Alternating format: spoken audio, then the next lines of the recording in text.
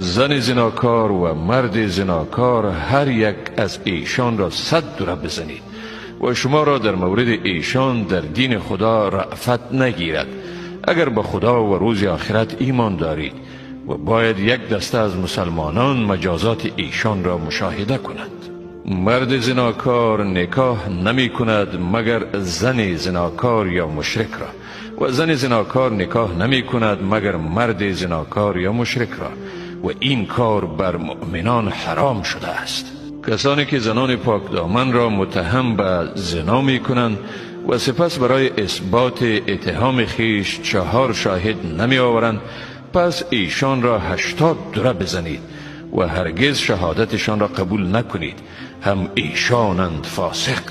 مگر آنانی که توبه کردند و خیشتن را بعد از این اصلاح کردند، پس بیگمان خداوند آمرزگار و مهربان است.